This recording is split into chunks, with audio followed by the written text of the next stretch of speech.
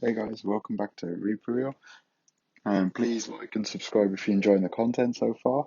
Today I'm going to do a little more on the How to Survive Camping When It Rains story. So if you are liking that, comment below and I can add more to this story series and go from there. You have to apologise for the audio today, guys. I am literally parked by the side of the street, so any background noise you may hear, please try to ignore. So this is part 2 of a part titled How to Survive Camping When It Rains. The last story ended. There's another ritual we can try, I said. I explained what we'd do. Turtle went pale. Her eyes darted sideways, gauging the distance between her and the door. She didn't need to have worried. She's a good employee after all.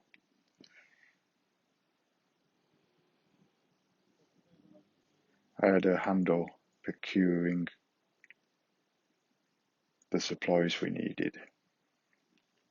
The wood, the gasoline, the drugs from the pharmacy.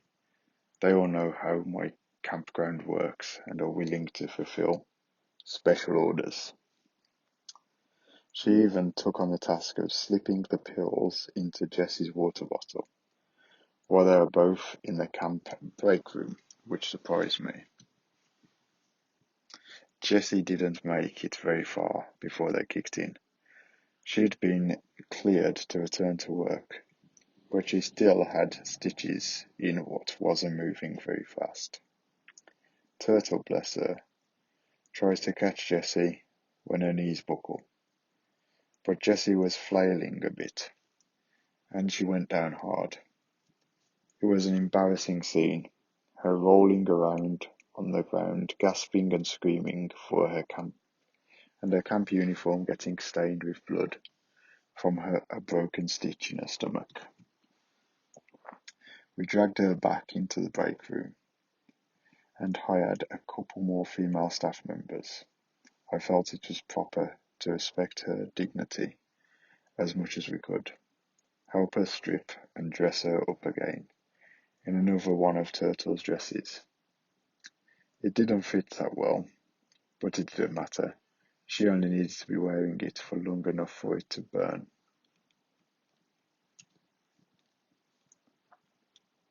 There's another ritual to banish a Rasulka. An effigy is created to resemble the Rasulka. Dressed in clothing, it converts and then burned.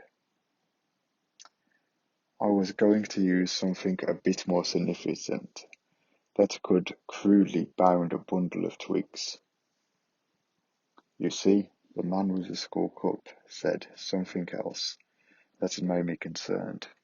He called to me as I was hurrying into the woods to locate Jessie and get her to the hospital. Her behaviour reflects poorly on you, he said. If it happens again, I will hold you responsible as well. I fear the little girl and the beast above all, because that is most likely cause of my eventual demise. However, after what the man told me he would do, if I refused to drink, my parents didn't exactly die quickly, but they still died better than what the man promised. We took Jessie to a clearing in the woods, where a pile of firewood waited. Jessie cried and fought the whole way. The drugs made her uncoordinated and weak, and it was like the tantrum of an infant.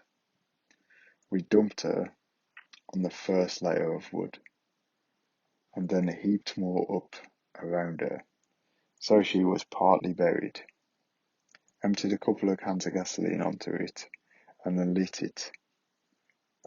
A twisted knot of newspaper, and tossed on.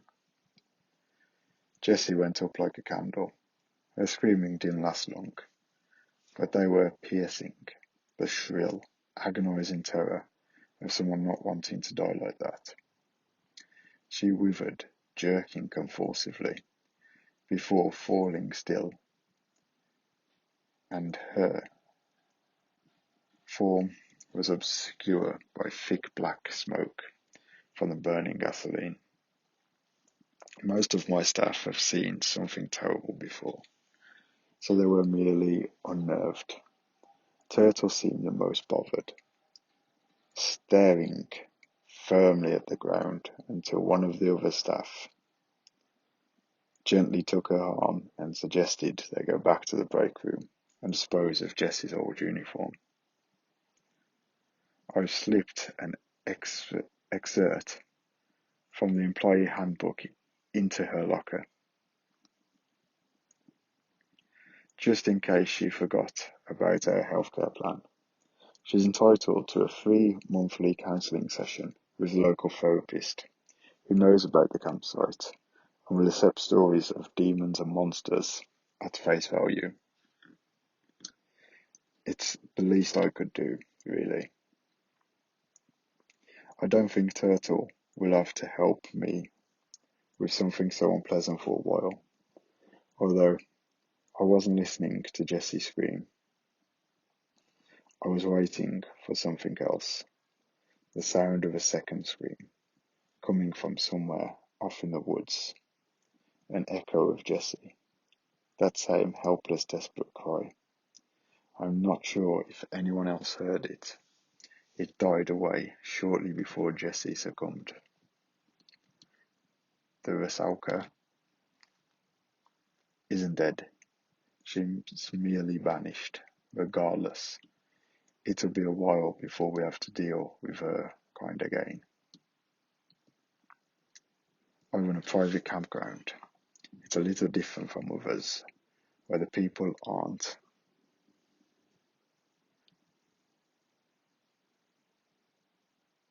tied to the land, and there is no significance in the trees and the earth.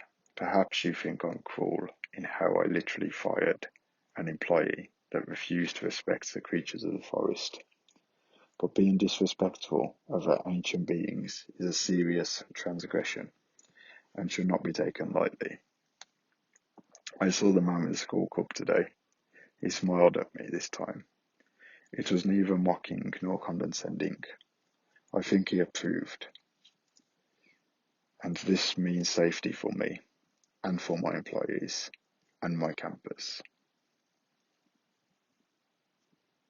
And that's what I'm here to do. Keep all of you safe by any means. So guys, thanks for joining me for the second part of the story. Only a short one, but I'm trying to cap them around 20 minutes or so. So hence, I'll cut it short with the first one. If you are enjoying the content, please like, subscribe and comment below. And I'll be back soon.